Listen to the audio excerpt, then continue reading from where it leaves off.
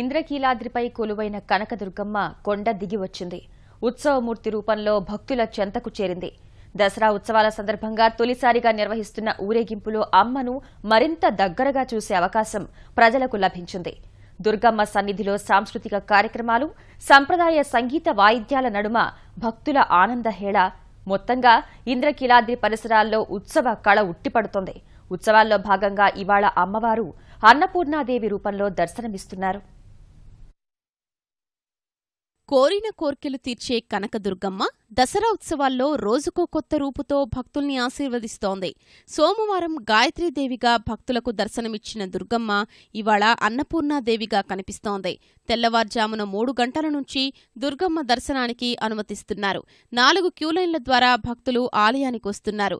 ఉత్సవాల సందర్భంగా ఇంద్రకీలాద్రిపై ప్రత్యేక పూజలు, కుంకుమార్చనలు, చండీయాగం నిర్వహిస్తున్నారు. అర్జున వీధిలో కళావేదికపై సాంస్కృతిక కార్యక్రమాలు ఏర్పాటు చేశారు. రవి బాలకృష్ణ కూచిపూడి నృత్య రూపకం అందరినీ ఆకట్టుకుంది.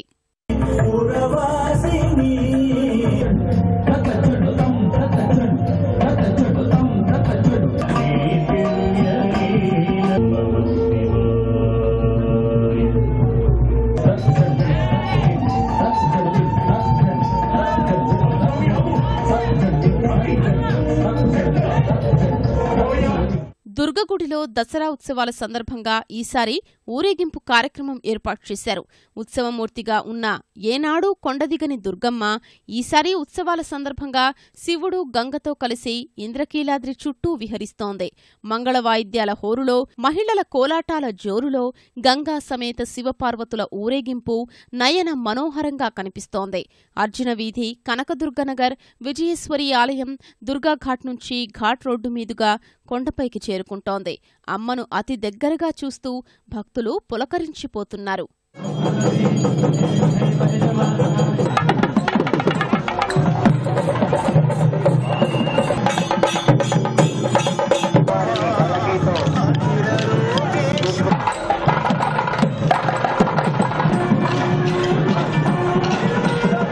తిరుపతిలో ఎలా అయితే ప్రతి నెల ఉత్సవాలు చేస్తూ మాడవీధుల అయ్యవారిని ఎలా తిప్పుతుంటారో ఇక్కడ కూడా అలా చెయ్యాలి అనే సంకల్పంతో ఈ సంవత్సరం నుంచి ఈ ఊరేగింపు అవన్నీ అనేది పెట్టారనమాట.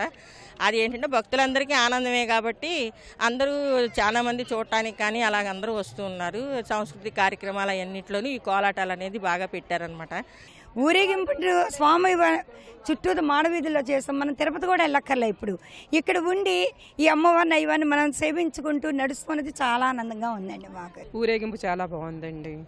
ఎందుకంటే రాని వాళ్ళు రాగలేకపోయే వాళ్ళు ఉంటారు, వాళ్ళందరూ అమ్మవారి దర్శనం దొరుకుతుంది కాబట్టి చాలా హ్యాపీ ఫీల్ అవుతారు. బాగుందండి. ఈ ఏర్పాట్లన్నీ చాలా నచ్చినాయి. అసలు దుర్గగుడి అలాగా అనిపించట్లే మాకు.